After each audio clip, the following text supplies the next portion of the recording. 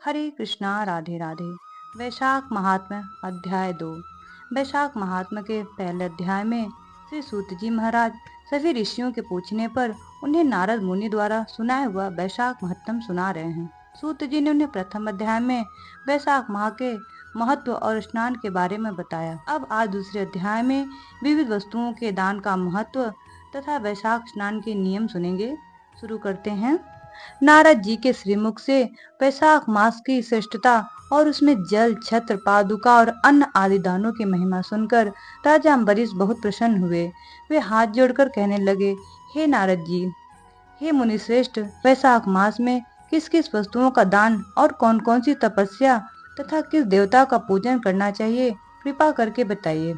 नारद मुनि बोले, हे राजन, मैं तुम्हें सबसे पहले दान करने योग्य चीजों की व्याख्या करता हूँ, क्योंकि शुभ कर्मों को बढ़ाने का सबसे आसान उपाय सुपात्र को दान करना होता है। वैशाख मास में जो मनुष्य श्रेष्ठ ब्राह्मणों को पलंग दान करता है, ब्राह्मण को उस पर सुलाकर ठंडी ठंडी हवा करता है, उस प्राणी का शरीर निरोगी रहता है। नारद जी कहते हैं, वैशाख मास में धूप में तपे और थके मंदे ब्राह्मण को सर्वनाशक सुखद पलंग देकर मनुष्य सभी क्लेशों से मुक्त हो जाता है। उस पलंग पर ब्राह्मण के शयन करने से प्राणी के जाने अनजाने सभी पाप नष्ट हो जाते हैं। जो मनुष्य वैशाख मास में तकिए का दान करता है, वो 7 जन्मों तक सुख भोगता है, फिर अपने 7 कुलों को लेकर मोक्ष को प्राप्त करता है।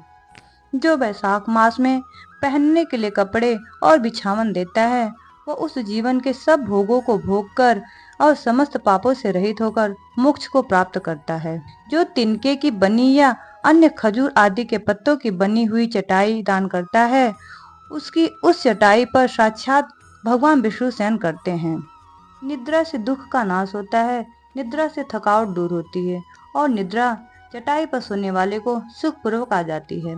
हे राजन, जो वैशाख में कंबल दान करता है, वह अकाल मृत्यु से छूटकर 100 वर्ष तक जीवित रहता है। कपूर भीतर की गर्मी को शांत करता है, इसलिए कपूर ब्राह्मण को दान करने से मोक्ष मिलता है और दुखों का नाश होता है। जो ब्राह्मणों को जल, कुशा, खस और चंदन देता है, वह सब भोगों में देवताओं की सहायता पाता है तथा उसके दुखों की हानि होकर परमानंद की प्राप्ति होती है।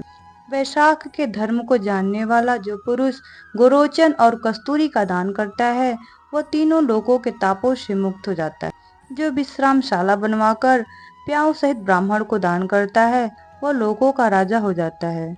जो सड़क के किनारे बगीचा, पोखर, कुआं और मंडप बनवाता है, वह धर्मात्मा होता है। उत्तम शास्त्रों को सुनना, तीर्थ यात्रा, सत्संग, जलदान, अन्नदान, पीपल का वृक्ष लगाना तथा पुत्र, ये 7 प्रकार की संतानें देवताओं ने कही हैं। इसलिए संतान की इच्छा रखने वाले को ये कार्य अवश्य करने चाहिए। जो वैशाख मास में अमृत तुल्य छाछ दान करता है, वह पृथ्वी पर धनवान और विद्वान होता है।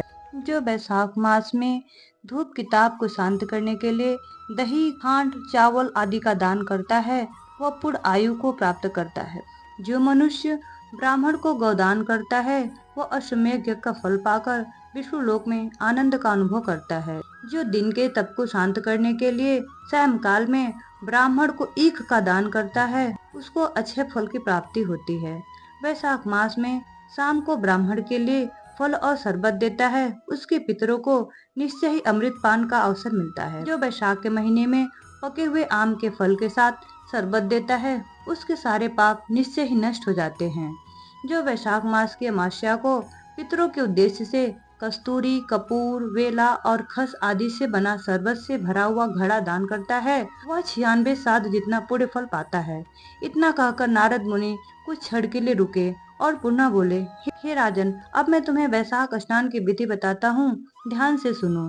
जैसे रसों में दूध, दूध में दही और दही से घी उत्तम होता है, वैसे ही मासों में कार्तिक मास, कार्तिक से माघ और माघ से वैशाख मास अधिक उत्तम है।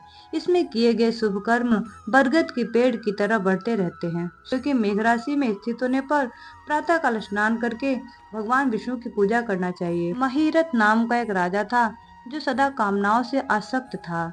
वो केवल वैशाख मास स्नान से वैकुंठ धाम को चला गया। वैशाख मास के दाता भगवान मधुसूदन हैं। वैशाख मास के देवता के भगवान विष्णु से प्रार्थना करें, हे मधुसूदन, हे देवेश्वर, हे माधव। मेघ राशि में सूर्य देव के स्थित होने पर वैशाख मास में ये प्रातः स्नान करूंगा। आप इसे निर्विघ्न पूर्ण कीजिए। इसके बाद इस मंत्र को बोलते हुए अर्घ प्रदान करें।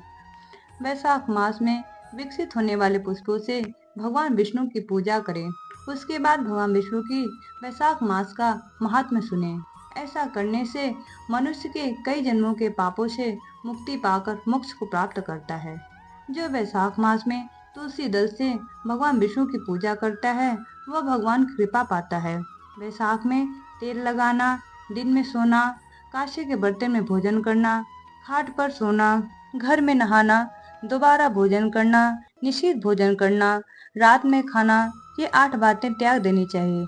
जो मनुष्य वैशाख में उत्तम कथा नहीं सुनते, न किसी तीर्थ में जाकर स्नान करते हैं, न दान देते हैं, वो नरक में जाते हैं और चांडाल योनि प्राप्त करते हैं। फिर उसे कुत्ते की 100 साल की योनि प्राप्त होती है। फिर गधे की योनि प्राप्त कर नरकगामी होता है। जो वैशाख में व्रत का पालन करने वाला होता है, सिर्फ पत्ते में भोजन करता है, वह सब पापों से मुक्त हो जाता है। जो विष्णु भक्त पुरुष वैशाख मास में नदी में स्नान करता है, वह सभी जन्मों के पापों से मुक्त हो जाता है। जो प्रातःकाल सूर्योदय के समय समुद्र गामनी नदियों में वैशाख स्नान करता है, वह 7 जन्मों के पापों से तत्काल ही छूट जाता है। जो मनुष्य 7 गंगाओं में से किसी भी गंगा में उषा काल में स्नान करता है, वह किए हुए सारे पापों से निस्संदेह ही मुक्त हो जाता है। गंगा, गोदावरी, कालिंदी, सरस्वती, कावेरी, नर्मदा और वेणी, ये 7 गंगाएं कही गई हैं। वैशाख आने पर जो प्रातःकाल बावलियों में स्नान करता है, उनके महापापों का नाश हो जाता है।